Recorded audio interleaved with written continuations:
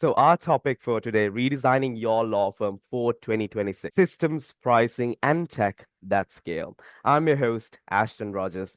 Tonight, we move past the AI hype to uncover the specific official operational blueprints that distinguish the firms that will lead 2026, even though we are half a quarter in, from those that will be left behind. So, we have redesigned our Dominate Law website.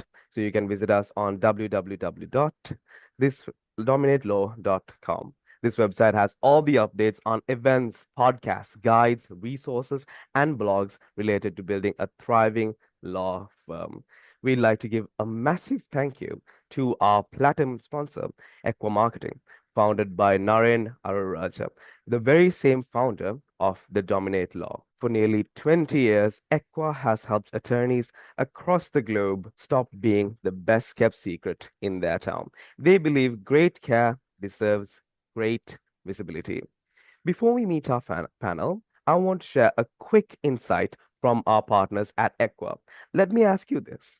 When potential clients in your area are searching for legal support in your practice area, does your firm actually show up or are they finding other firms instead? This is a major challenge for many law firms today. You may be providing excellent legal representation, but if the right clients can't find you or don't understand the value of your approach, you're missing meaningful opportunities. The good news, there's a solution. With the right strategy, clear client education, intentional intake systems, and value aligned visibility, you can attract better fit clients and build a more sustainable, future ready practice. And here's the best part, stay with us because we have something special for you, a resource designed to help you strengthen your practice with clarity, purpose, and impact. Let's look at our roadmap for our 1 hour here together. So, to truly redesign a firm for this year, we have to shift our mindset from buying gadgets to building systems. Tonight, we are anchored by 5 pillars. We start by focusing on solving real operational pain because cool tech without a purpose is just an expensive distraction. We'll explore why adoption is actually a change management challenge. It's a human problem, not a software one. Our experts will show you how to prove ROI with measurable outcomes so your firm's growth is backed by data and not just hope. We'll also tackle the non negotiables, managing risk, ethics, and accuracy in an AI driven world. Finally, we'll put it all together to help you build a scalable operating system that harmonizes your people, your processes, and your technology. At the Dominate Law podcast, we believe in empowering attorneys as entrepreneurs, and this framework is your blueprint for the future. And now, let's meet our experts. So, our first panelist knows that in the race to 2026, speed is nothing without a map. After decades in private practice across 3 continents, he realized that lawyers weren't failing because of a lack of talent, but because of broken processes. Today, he's a global leader in lean legal, helping firms across North America stop the busy work and start building profitable, scalable practices. Welcome, David Skimmer. David, you're muted. Thank you, Ashton. Appreciate it. Happy to have you here, David. Technology is only as good as the people who use it. And our next guest is the bridge between the two. As a VP at ASEDS and a powerhouse marketing strategist, she has spent her career helping the legal industry move beyond hype and into true community-driven growth. She doesn't just look at the software, she looks at the heartbeat of the organization to ensure that innovation actually sticks. Welcome, Maribel Rivera. Hi, everyone. Hi, Maribel. Happy to have you here. For years, the billable hour was a black box until Joseph Tiano decided to open it. After nearly 2 decades as a partner at Pillsbury, Joe saw a massive disconnect between what legal services cost and what they were actually worth. He founded Legal Decoder to bring transparency to the industry, using data-driven analytics to help the world's largest firms and Fortune 500 departments master the art of pricing and staffing. Welcome, Joseph Tiano. Thanks, Ashton. Pleasure to be here. Happy to have you here, Joseph. And now, last but not least, growth isn't just about more clients. It's about the right clients and the right strategy. Our final guest has spent over 20 years coaching lawyers, from boutique firms to the AmLaw 200, to build practices that are both fulfilling and profitable. She's an author, a strategist, and a board leader who knows exactly how to align an attorney's unique strengths with the scaling demands of the 2026 market. Welcome, Lara Manganello. Thank you, Ashton. Happy to be on this panel. Thank you to have you here. Right now, moving on to our first question of the evening. And this question goes to you, David. Which law firm operating habit looks most fragile based on the process work you see across firms? We were discussing this briefly in the green room, and I had trouble choosing just one. But if I have to pick just one to start with, I'd say that it is that law firms are still relying on the billable hour and individual effort as the default operating model that they're using. And I think that that combination is becoming increasingly fragile. In our work, we often see firms that think the problem is technology, when the deeper issue is that they've never really designed how work is supposed to flow efficiently through the firm. Okay. For a long time, firms could get away with that. Why? Because the billable hour, I think, and I don't think I'll get any pushback from this, the billable hour masks a lot of inefficiency, different ways of working, weak scoping, poor delegation, the rework that we engage in when we look at the work of our juniors. But that, I think, is becoming much harder to sustain. And one of the key points in our most recent workshop, which was pricing in an AI-enabled world, we posited that AI doesn't actually reduce the value of legal work, but rather it exposes weak pricing logic and weak operating habits. If lawyers are still pricing by reference to time, that becomes increasingly uncomfortable because clients know that work can be done faster, they can be done more accurately, and that it can be done more efficiently. Time is no longer a reliable proxy for value. Clients aren't paying you 17 hours of time to prepare a will. They're buying your judgment. They're buying a risk transfer from them to you, to your firm, to your malpractice insurers. They're buying accountability. They're investing in an outcome, but not in hours. So it seems to me that firms end up in an awkward middle ground, right? Work gets faster and faster. Clients, they expect more certainty, but the lawyers, we're still thinking in terms of hours. And that is where profitability starts leaking quietly away. So the habit is relying on the billable hour and on individual effort as a default operating model. But I want to add in, if I could, two related fragilities that I think make the problem worse. The first is poor delegation. When delegation isn't working, senior attorneys do too much of the routine work, and so they have less time to focus on high-value work that requires their knowledge and skills, and which clients will willingly pay for. The corollary is that juniors are underdeveloped in terms of their skills, and the firm loses the benefit of leverage. Now, that's been an issue for a while, but it becomes, I think, even more fragile when we're talking about an AI-enabled environment where the structure of work is changing. The second is the absence of a shared workflow. In many firms, 5 lawyers will handle the same matter 5 different ways. In a bad week, one attorney will handle 5 different, or the same matter 5 different ways, depending on the day that he happens to find himself in. And I think that leads to weak scope control, uneven pricing, and ultimately, if we follow the thread, it leads to inconsistent client service, and that can ruin your reputation and your brand. When you layer technology or AI on top of that environment, you don't fix it. You just speed up inconsistency. So for me, as I was explaining to Joseph before this, the real fragility is not in one isolated habit, it's in a pattern. Reliance on time as an economic model, reliance on individual effort instead of properly delegating and deliberate leverage, and also reliance on individual effort rather than systems and process design. Firms that will scale are the ones that redesign how work is done, that align pricing with value, and then ensure the right work is being done by the right people in a consistent way. If I could just wrap, I'd leave it this way.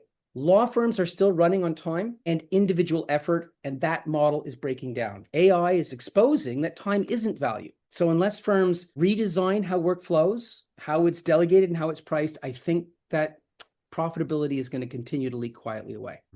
You could go on and on about this question. I could, but I know the others don't want to hear me. It's not that we don't want to hear it, it's about a matter Yeah. of time.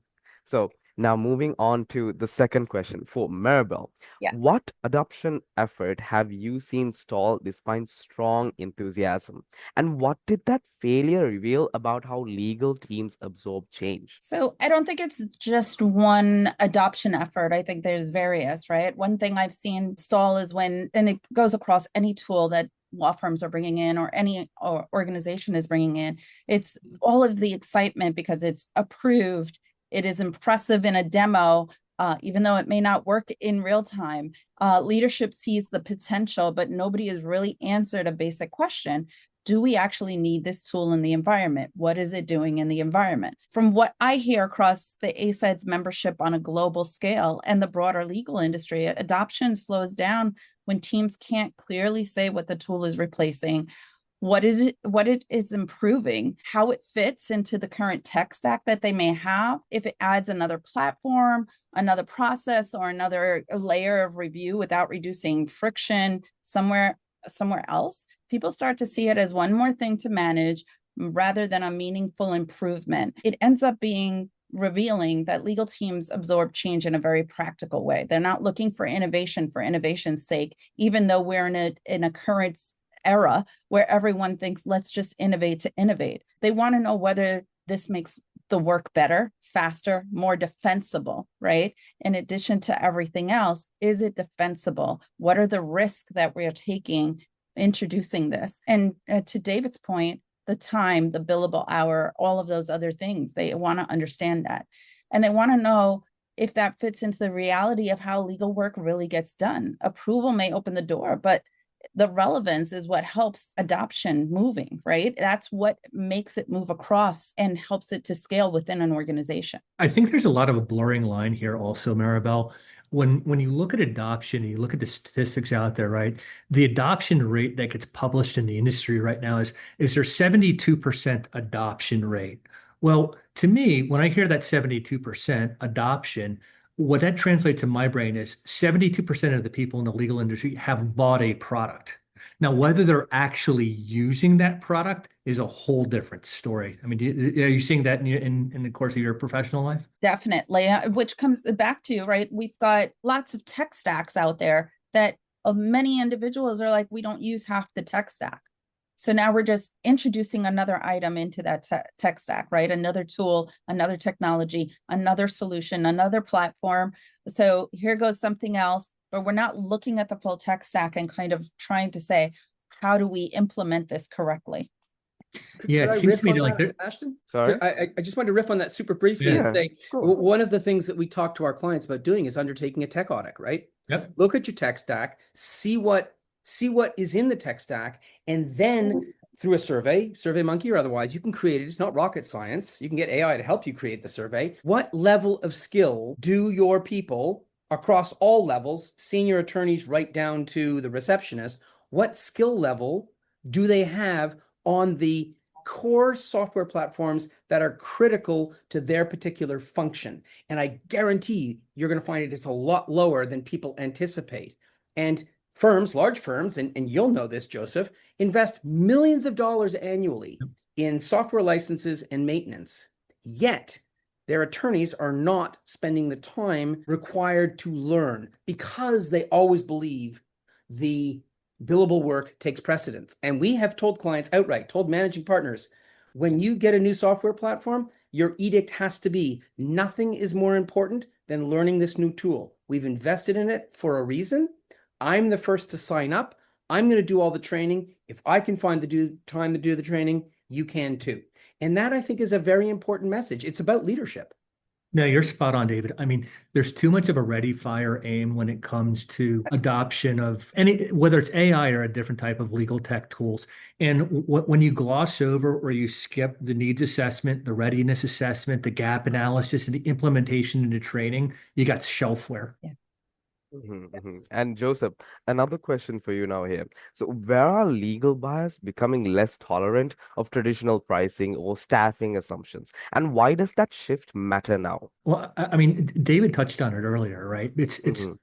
look, clients don't buy billable hours. Clients buy outcomes, clients buy results, clients buy capacity, clients buy judgment, clients buy expertise. They don't buy billable hours, right? And in using the billable hour as a proxy for value it's a fool's errand, right? And so where I think it breaks down now is if you're looking at a lot of the tools that are out there, and I was just sitting in the classroom here at ASU Law, I just taught a class on AI implementation here. And we looked at tools like Legora and Harvey and VLEX and so forth. And if you take a look at what capabilities these tools have, they become more of a replacement of labor as opposed to a tool because there's a lot of things that AI can do on its own. So when it comes to sort of the historic billing models, as David was alluding to, right, there's that compression of time, right? You could use these tools to do in a fraction of the 20 hours that it used to take the will that David was talking about. And so I think the smart buyers of legal services and the smart sellers of legal services are disaggregating the tasks that they used to pay for on an hourly basis, segmenting them into this task has to be done only by humans. This task can be done by AI. And here's tasks that some hybrid of AI enablement will be satisfactory to produce the outcomes that clients want in the future. And when you start looking at the world of the billable hour through that lens, you can start repricing things at a task and a value level rather than on an hourly level. And Lana, so the next question here, when firms want growth and focus at the same time, which priorities should leadership protect first? So I would say focus without question. How do I sound? Because I know when we went into this room, I went into the abyss. So, okay. You sound amazing. I'm back. So I would say focus. And I'd go further to say that the tension between growth and focus is often a false problem that firms create for themselves, treating growth as a goal rather than an outcome. And when leadership is trying to pursue both simultaneously without a clear hierarchy, what I actually see happen is that neither really is protected, and partners start saying yes to work that is outside of the firm's core strengths because revenue is revenue. Practice groups are expanding into adjacent areas without really the infrastructure needed to support them. And, lateral hiring is a focus, and it gets driven by this opportunity growth rather than strategy. And over time, the firm becomes a collection of businesses, which we all see, and that, they share the same name rather than having a real coherent institution with a point of view. And so I think that focus is the precondition for growth, and that is what compounds. And when a firm has true clarity about who it serves, what problems it solves, and why it is distinctively positioned to solve them, every business development decision gets a lot easier. You know which referrals and relationships you want to invest in. You know which clients you really need to be focusing on, where you can go deeper with them.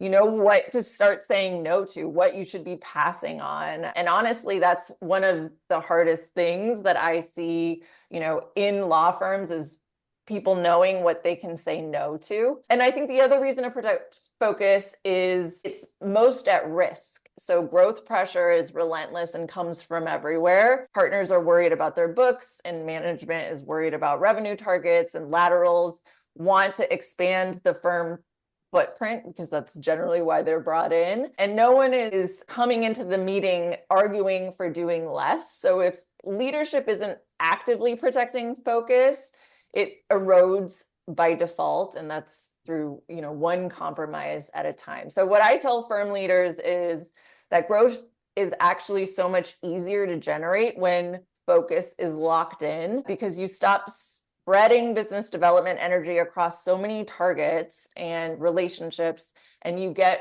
really great at something specific, and your clients notice, and referral sources have a really much clearer story to understand and are able to tell this story about you, and the right work starts to find you. And that's a much more sustainable model for growth. And so, the alternative of saying yes to everything that comes through the door and hoping it adds up to something coherent is, a model that may have worked in the past, but I think it really creates a recipe for a busier version of the same problems that you already have. One of the interesting things that I've learned from Lana and I have written and spoken a lot together now. And one of the things that she's really good at is teaching lawyers to articulate their value. I practiced law for 20 years, and someone said, what value do you bring to me? It's like, well, I'm a great lawyer. Well, that's great. But so's everybody else right next to you. Everybody else is a great. Stakes. It's table stakes, isn't it? Isn't that right, Yeah. David? And what's really important is to be able to articulate and coach the partners. And Lana does an excellent job at this. And I haven't had the pleasure of working with Maribel yet on these type of things either. But it's being able to articulate the value that you bring to your client that goes beyond, I'm just a good lawyer, right? And it's very tailored, it's very unique to each individual partner. But people who are lawyers sometimes get myopic on it, and they don't realize that they're not selling legal services. They're selling things that are almost intangible, that are supplemental to those legal services. Lon's really good at helping the partners at law firms understand that. So I want to just echo and support what Lana was saying. I think understanding who, how, and why are critical to anyone's success. You cannot distinguish yourself from the market, and you can't speak with the level of passion and authority that is required to distinguish yourself unless you really understand who you serve, how you serve them, and why that matters to them, not to you, beyond the income. My business partner and life partner of 34 years loves to say, Lana, that law firm is nothing more than a group of individuals, we live in Montreal, that are sharing central heating in the winter and air conditioning in the summer. Beyond that, they're all separate animals, all in it for their own interest. And the last thing I want to say is 100%. When you learn to say no, you're actually opening space to say yes to something that it better fits with your strategy, your objective, your who, how, and why. So I applaud anybody who says no to an opportunity because they realize there's a yes to be had that may be more valuable. Yeah, all revenue is not created equal. No. Exactly. And David, so what criteria should leaders use to decide whether a workflow deserves redesign before they add new technology? Great question. And I think that many of our clients ask the question, the tech question, I think way too early. They ask, what platform should I buy? What AI tool? We're just talking about AI tools. What should we adopt? Or what should we automate? And those are all relevant and good questions, but they're not the first questions that people should ask. Don't start with technology. No disrespect, Maribel. The question should always be, what problem are we actually trying to solve, right? Mm-hmm. We spend a lot of time in our work helping law firms redesign how work actually flows. And what we've learned is that technology delivers the most value, the greatest impact, when it sits on top of a workflow that is already clear, repeatable, and aligned with your team and your client's needs. If the process is messy and inconsistent, technology is not going to solve that. In fact, it's going to amplify the messiness and the inconsistencies. So I would suggest that people apply 3 practical criteria. The first, that they identify where the process is breaking down, and we refer to this as visible friction. So where are matters bottlenecking and slowing down? Where is work being redone? Where are people chasing for missing information and other data? Simply put, what's taking longer than it should or is more complicated than it needs to be? And a surprising amount of operational pain comes from basic workflow issues like poor intake, weak scoping, no agreement on what constitutes done or success, unclear handoffs, and often sometimes even so simple as, what's the next step? This isn't glamorous stuff, but clear, repeatable processes that are aligned with your team and your client's needs are where real value is created. The second criterion in determining if a process should be redesigned before adding new tech is its repeatability. If you can't describe how a matter should generally move through the firm, you are not ready to add technology to automate or accelerate it. In our legal project management and process improvement work, we often start by mapping one single matter type, to Lana's point, so that we understand who is doing what, why, using what resources, and when. Because when you understand how the process should flow, technology finally has something solid that it can support. The third criterion, and this is critical, is alignment between pricing and delivery. I already said earlier, and so did Joe, people are not buying hours. They're buying outcomes, guidance, judgment, a degree of certainty. That means that firms need workflows that support reliable scoping, consistent, what we call matter management, and clarity around who is doing what, how, and why. Without processes that support that foundation, I think that technology can be a nasty distraction, that shiny butterfly that goes off in the other direction. So we focus on aligning price, delivery, and delegation. And so it's through that lens, my bias, it's through that lens that I would evaluate whether a workflow deserves redesign before technology is added. And I think a useful test is, does the workflow help the lawyers or whomever, paralegals, staff, spend more time in their power zone? By that, I mean the work that they're uniquely qualified to do, that they enjoy doing, and that adds the greatest value. And importantly, does the workflow support the delegation of tasks that others can do better, faster, or cheaper? If not, then I'd suggest it probably needs to be redesigned before anything else. And then you can consider adding technology, since technology should support an optimized process and not be used to rescue a broken one, right? Garbage in, garbage out. Make sure you aren't automating a garbage process. And building on that question, so Maribel, where should leaders draw the line between moving fast on innovation and slowing down to earn user trust? So first, I just want to David's point. I totally agree with him. And I think one of the things we have to realize is if we are putting playbooks and process information into AI, that's garbage in, garbage out, right? And if we don't have that information, we're starting from zero. And how is the AI going to understand? Because a lot of these are private LLM solutions. They're not public solutions. They need to understand what we do as a law firm, what we do as an organization. How are these things done? And I think that's the importance. So sorry, Ashton, the question was moving between fast on innovation, right? And Yeah, slowing so down. So I think everyone should, not just leaders, everyone should evaluate and test new tools. There's so many out there, so many great things that we should learn. We should understand them. We should see what's happening.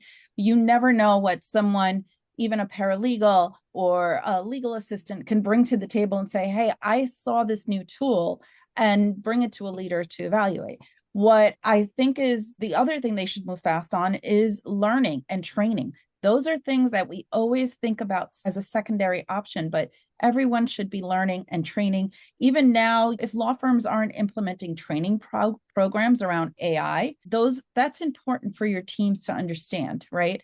Even if it's just a general understanding of what AI is and how it works, right? And the various different types of AI. When we say AI now, everyone starts to assume it's Gen AI without really understanding the various different types of AI that exist. And I think it's so important for us to understand when we talk about AI, because some of our law firms, some of our corporations have already been using AI for many years in various ways. So we need to understand that first. So for me, the line is where enthusiasm, right, starts outrunning the clarity, to Lana's point, right? The clarity, the focus.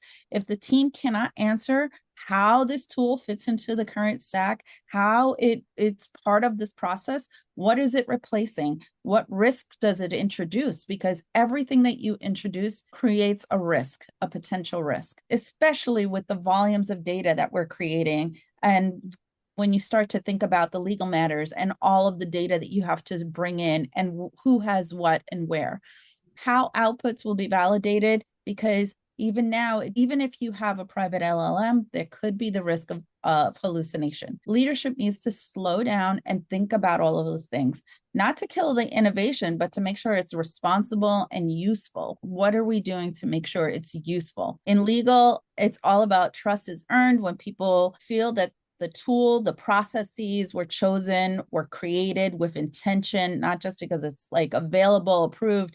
Or as a marketing person, I always hear trending, right? Everything is trending.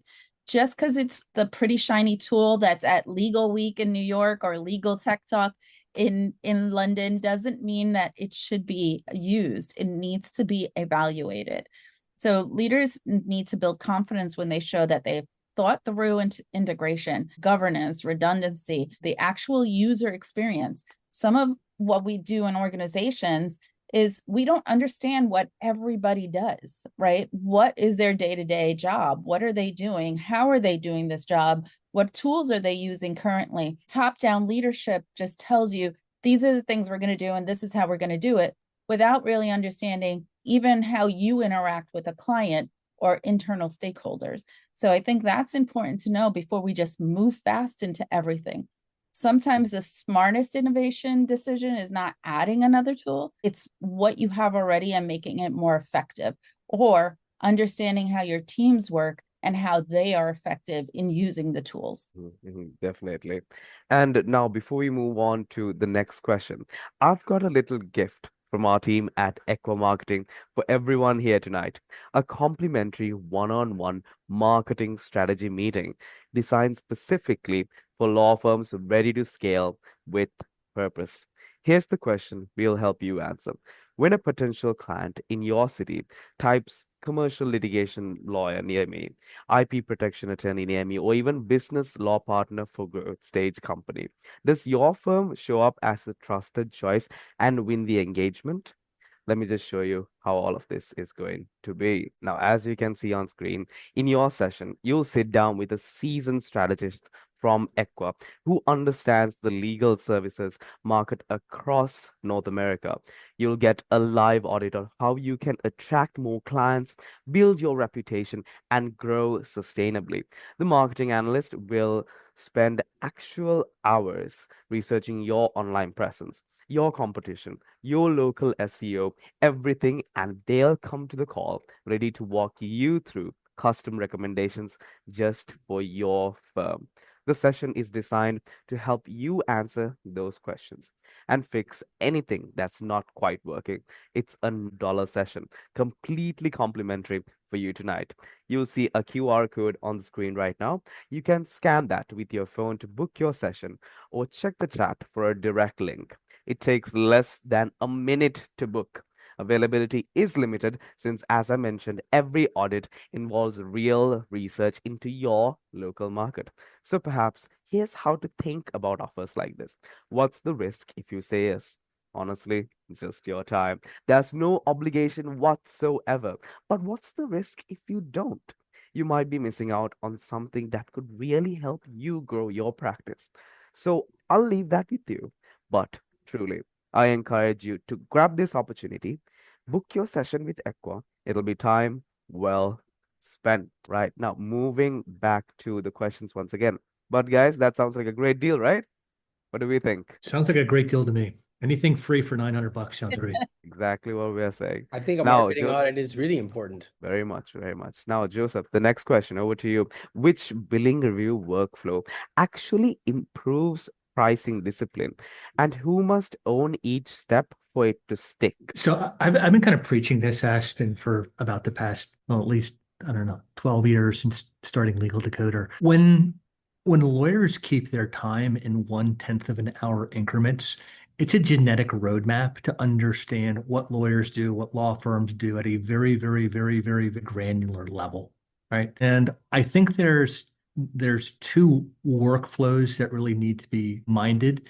And billing data, again, is sort of that genetic roadmap to understand it. The first is a connection between task undertaken and timekeeper. So understanding, and this is very much to David's point, to Maribel's point, understanding what legal professionals do on a day-to-day basis, what their workflow looks like, how long it takes them to draft a motion to dismiss, or how long they need to take in deposition prep, or to do more routine tasks like draft a pro hoc vice motion or a notice of deposition. To understand at a very granular level what lawyers are doing and the time it takes to complete a task is a great diagnostic roadmap to enable all of the things that David and Maribel were talking about. The corollary to that is to analyze that same billing data for where there are efficiencies and inefficiencies. So being able to understand where there's waste or redundancy or those three things that Dave was talking about earlier, friction in workflow processes, where you could actually make a process better. It's all buried, and it's really not even buried. It's all evident within the billing data to figure out where are there gaps in workflow processes, inefficiencies in workflow processes which could be overcome. It's all sitting in the billing data. The second category of inefficiencies to be able to sort of surface and make better the way that legal services are delivered is to understand staffing efficiencies, where there's work that's either being understaffed or overstaffed. So for instance, where people are handling tasks below their pay grade, where meaning where their partner's doing associate level work, or even more poignantly, eighth year associates doing second year work, or the converse, right? Where there's second years spinning their wheels because they're ill-equipped to handle a complicated tax indemnity, agreement and so forth. Those are the workflows that I think are important. It's task mapping and then it's efficiency mapping.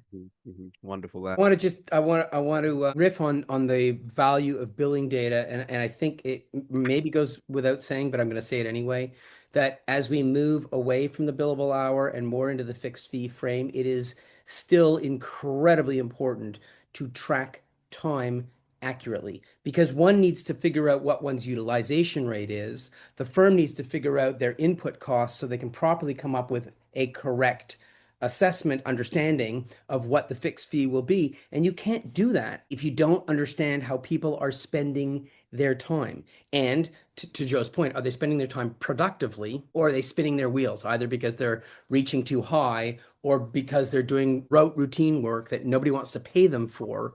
The return on the invested capital for each level, and that invested capital is their aggregate all-in compensation, 401k plans, whatever it may be, plus their bonuses, all that needs to be factored in. And we tell clients that they should be targeting between 2.5 to 3 times individuals' all-in cost to the firm in terms of revenue generated. So go ahead, Joe.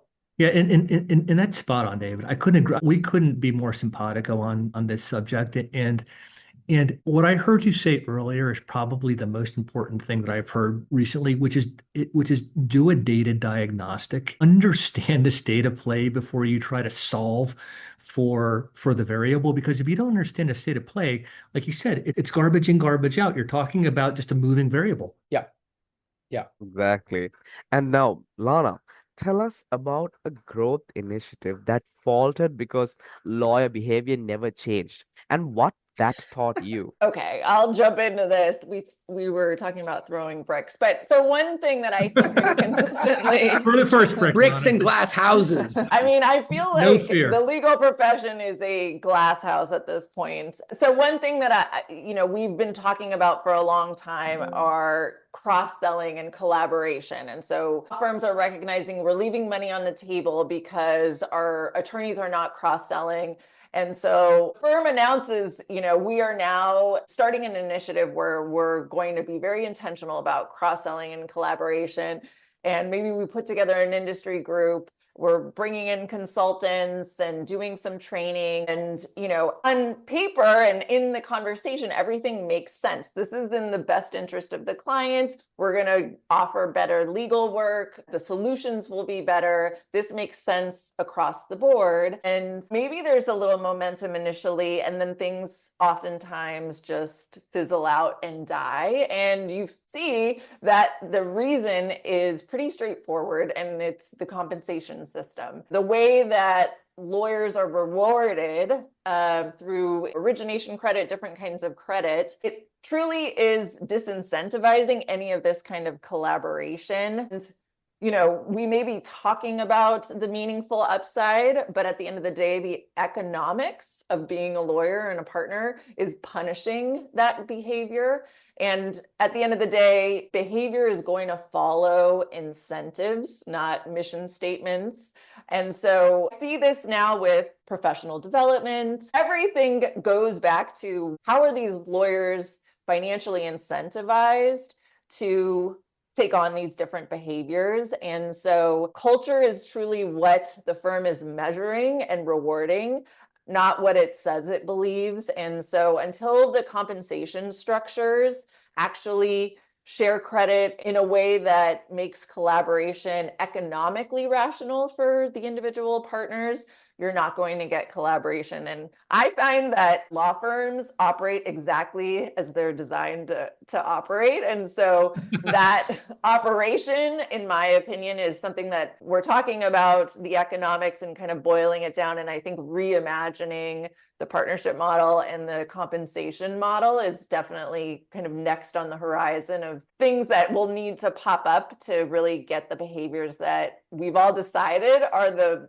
best ways to move forward. I mean, the compensation model, candidly, it's intertwined with the billable hour in so many different ways. Mm-hmm. We've been hearing about the death of the billable hour for as long as this is going on, like 25 years or maybe more. And what's interesting is that the ALSPs were supposed to crush the billable hour. Insourcing was supposed to crush the billable hour. And they've all made significant dents. But now I don't think we've ever seen something with a seismic force that's capable of not killing the billable hour, but forcing it to be reshapen as much as artificial intelligence. The billable hour and the amount that you can generate and leverage from a profitability perspective vastly changes when there's that kind of displacement by technology. Lana and I and one of our other colleagues, Nancy Rappaport, have written about, law firms are going to have to rethink what their economic model looks like going forward, because we can't point to hours as the proxy for it was always inappropriate to do so in some respects, but it was the best that we had. But now there's just no correlation between value and billable hours in this new AI empowered age. So I would like to toss in a couple of quick observations. I agree with both of you tremendously. I think that it also goes, Lana, to associate pay. We have had clients where the partners have a disincentive to push work down, to delegate work down to an appropriate level, because they make more money when they keep it themselves. Yeah. The corollary, and that's the third time in this very short meeting that someone has used corollary. I've used it twice and Joe's used it once, and it's not a very common word. But anyway, the corollary is that the partners hoard the work and the associates languish. Their professional development isn't properly being looked forward to because they're not getting the work, because the partners are hoarding it, because it's all about my origination credit and my piece of the pie is a function of the work that I control. So they're not distributing work downwards. This isn't an AmLaw 100 firm. We're not distributing work downwards because it pays me better when I keep the work myself, which just blows a hole in the whole sort of how do we train, which brings me to my second point about sort of value. First, I worry about the future of junior attorneys, because how are they ever going to understand that when they look at this, it's manifestly hallucination by, you name the AI system. They can't, because they never had a chance to do the research themselves, learn how to do research, and figure out the skill set and the knowledge that's going to make them really sharp. To the point about value and the disruption of a Supreme Court of Virginia in November issued a very important opinion, which if people aren't aware of, they should become aware of. And it makes a very clear statement that just because you're using AI does not mean that you can't charge, $500 for something that AI did in 3.5 minutes. The ethical obligation is on us to explain to our clients the basis upon which we are charging. To come back to Joe's point and to the point I made earlier, clients are buying our judgment, the allocation of risk or the reallocation of risk partly to us, our ability to find the nuance. When you're standing up in court and you suddenly decide you are not going to put the lead witness on the stand, that took you an instant in time, but it may be what saves the case. We need to get away from the notion that we must bill by the hour and that is the only proxy for value. AI doesn't make that impossible when we mentally shift to the perspective that they're not buying our time. They're buying our skills, our knowledge, our judgment, and all that other stuff, which is slightly intangible. And I think therein lies some sun at the horizon that we should all be looking towards. Yeah, that's so great that you brought up. It's so great that you brought up the Virginia opinion, David, because this is coming from the guy who teaches AI and legal ethics, right? It's so spot on. And the American Bar Association 512 has got a lot of things right, but when it comes to its interpretation of Rule 1.5, I think it's a little bit wider than mark. And I love the fact that you brought up with the audience, Virginia. There's eight factors in Rule 1.5, right? The first of the sub-factors talks about time and hours, right? And then it goes on to talk about another 4 or 5 things in it, first sub-factor. And then there's 7 other sub-factors that you have to factor in. Yet, for whatever reason, we just stop at like that first piece of it. And it's the rest doesn't exist. The rest doesn't exist. And it's like, well, that's not really true. And I'm so glad you brought that up, David, because I agree with you. I mean, Virginia at least went through the right analysis. Whether it proves to be the right economics for law firms over time, we'll see what happens. But as the legal ethicist amongst us, thank you for bringing that up. You're welcome. And now a question to Maribel. So, what signal tells you a new tool has become part of daily practice rather than a pilot people tolerate? So I'm a marketing person by heart, and some marketing operations, sales operations. And one of the first things is we have to prove, right? A marketing campaign is successful.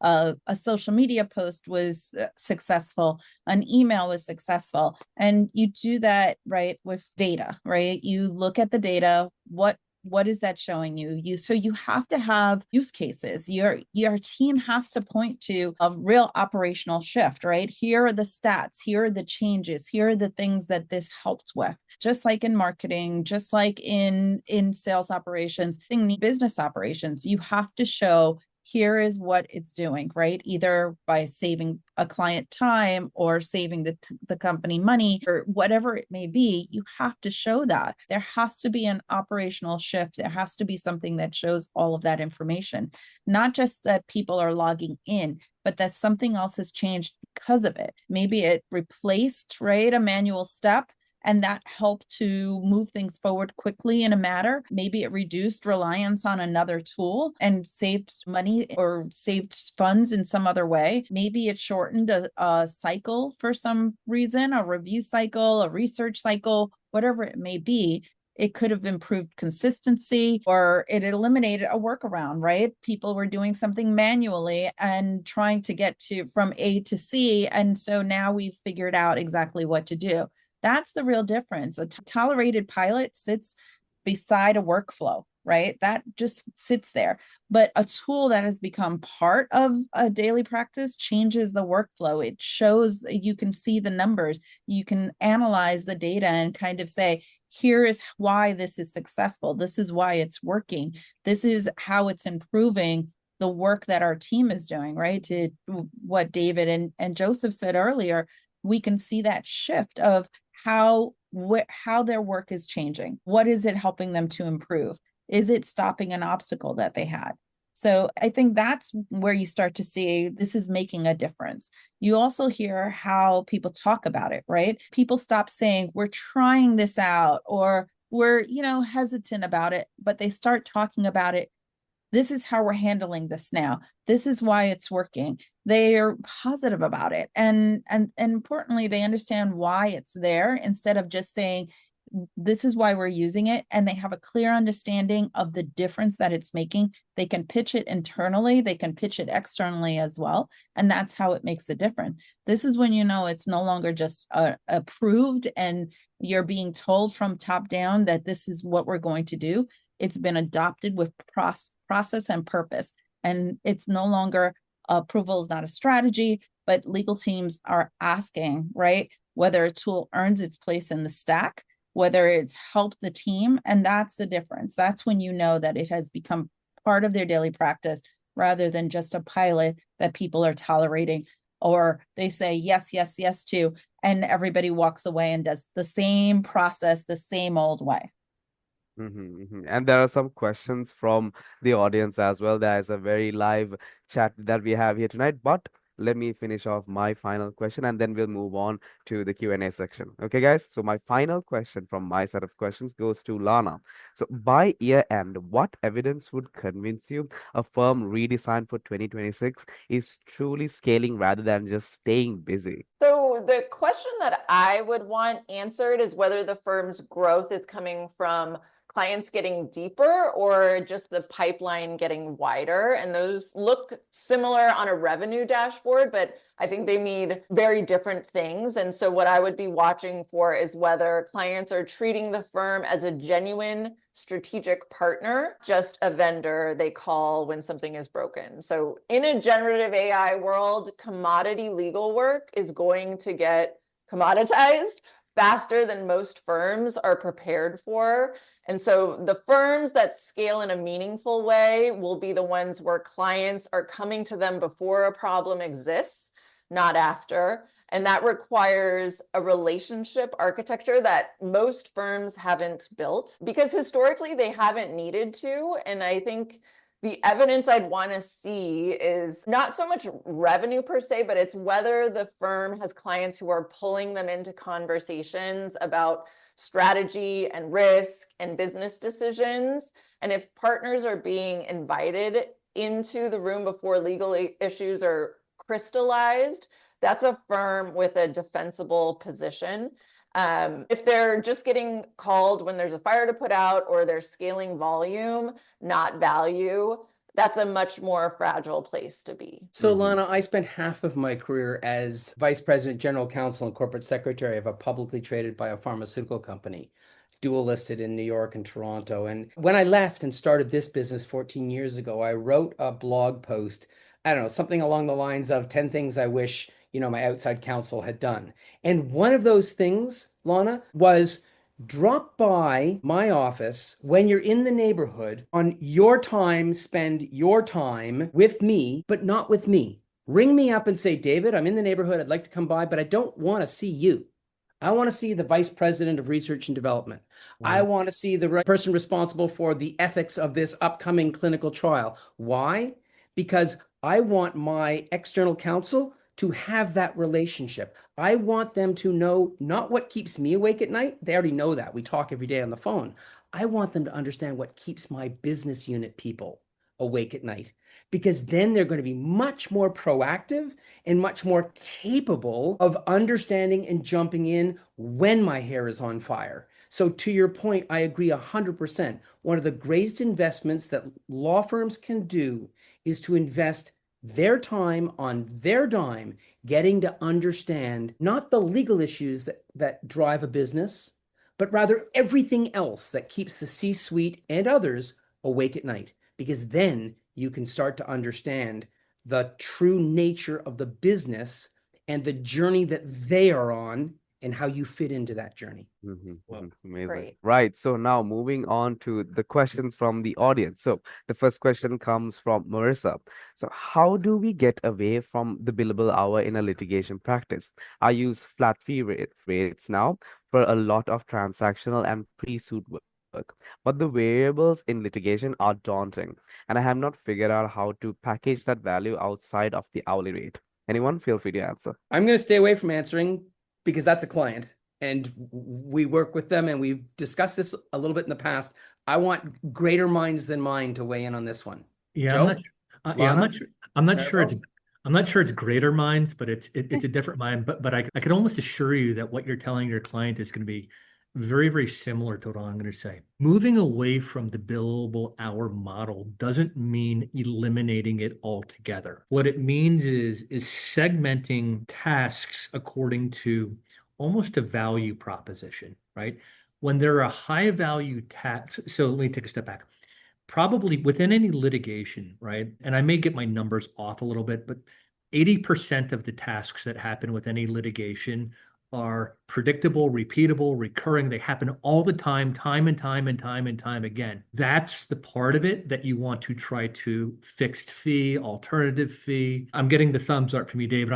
I'm figuring this is probably exactly what you tell. And then on the periphery, right, there's those variables, right? The 20% or maybe the 10% or maybe the 30, I don't know what it is, right? People who are litigators know it better than I do. That's the part that you could actually keep on value billing, hourly fee billing, whatever you want to call it. So don't try to boil the ocean and fix fee everything. Like identify those things that you can fix fee them, and the rest of it, you could do value billing, hourly billing, what have you. And clients will be happy because you at least give them some measure of predictability. Yes. It's no longer like the entire world is unpredictable. It's like only this segment of the world is unpredictable. Right. And if that variable comes up often enough, then over time you'll be in a better position to ultimately move it into fixed fee, because your experience will tell you in the 9 times that I dealt with that most recently had a value of 60. And so I'm going to start to fix fee that at 65 or 59 or whatever it may be. But as you see things repeat more often, then they become not the exception, but rather part of the rule. And then you can segue into transitioning those from your alternative fee arrangement or bill by the hour into a fixed fee. And now we have one final question from the audience. What compensation system or incentive programs have you seen as successful in driving the economics of sustainable cross-selling / collaboration? Great question. Anybody to answer that? Lana, Maribel? I mean, I think that the legal profession has to look outside of the legal profession to find the answers to these, and looking at how other organizations are incentivizing collaboration and compensating their people accordingly. So I have not necessarily seen a law firm do this successfully, though sharing origination and some of the, like Mintz has a unique way of compensation that I think incentivizes the right types of behaviors. But I do think that there's existing models that are in other professions that we need to crib from. Imagine the model that's going to work for the legal space. I think I would add to Lana's comment that sometimes I think the senior leadership, the partners, whatever, they need to go back to business 101. They need to understand the fundamental economics of a law firm, and everybody will benefit if we collaborate in a more holistic enterprise fashion, and if we are a lot less meistic, meaning what's in it for me.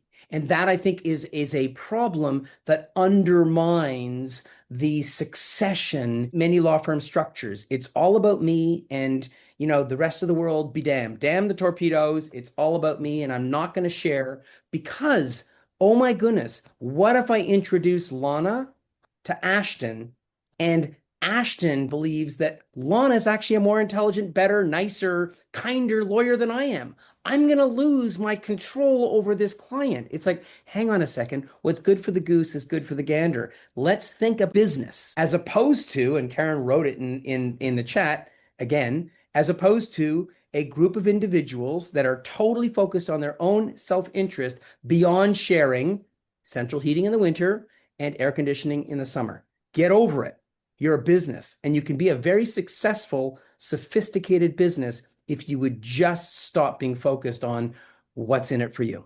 But I think that's where some of these more modern law firms that are showing up are starting to look at, right? They're looking at it as a business, right? Yes. Like Deloitte just opened up what in Puerto Rico, a law firm, right? They're allowed to now operate as a law firm, but they're looking at it as a business, right? And a lot of people who are in law firms may not have gone to business school, may not have done business 101. And I think that's the difference. You've got managing partners at law firms versus CEOs and COOs and those types of individuals. So it's looking at it from that perspective, and how do you evolve? How do we change? To what Joseph said earlier, we've been talking about this for 25 years, right?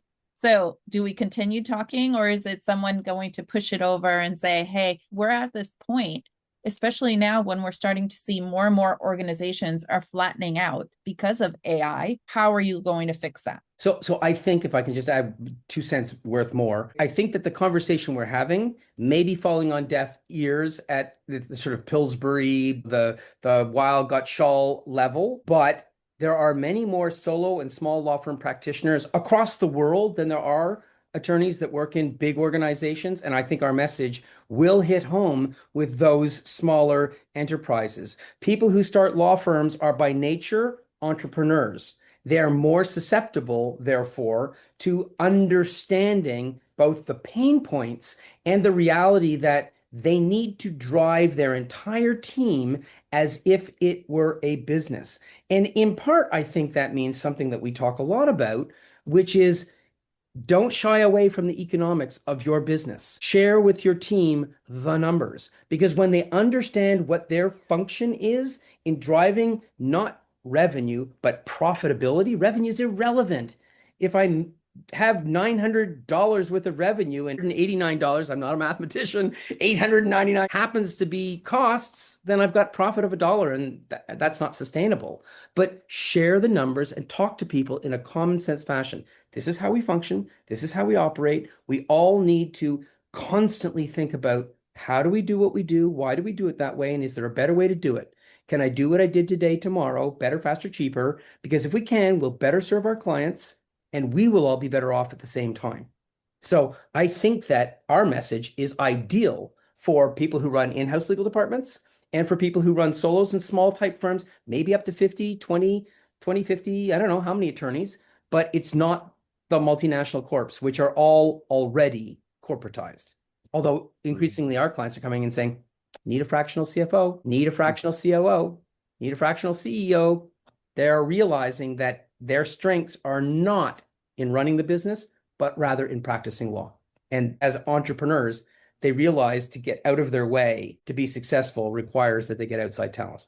What a way to end off this wonderful session. So now we have reached the end of this hour. We've covered the roadmap for 2026, from lean processes with David to the human heartbeat of adoption with Marable, the data-driven pricing of Joseph, and the strategic growth of Lana. Thank you, panelists, for sharing your insights and wisdom with us. So, for some final actions, don't forget to claim your free marketing strategy meeting from Echo Marketing and plug those visibility leaks before 2026 hits hard. So, thank you to all the panelists who have been here today with us for sharing all these insights. The chat was very involved. Thanks to you guys. And short survey will pop up. So please give us your honest thoughts so we can keep bringing you world-class insights. And once again, www.dominatelaw.com is live. You can go see it and you can visit and check out all of these wonderful things that we are doing. To our attendees, thank you for your time, your questions, and your commitment to the future of law. I'm Ashton Rogers, and we'll see you at the next Dominate Law Expert panel. Good night for now. Bye bye, everybody. Thank you so much. Thank you. Thank you.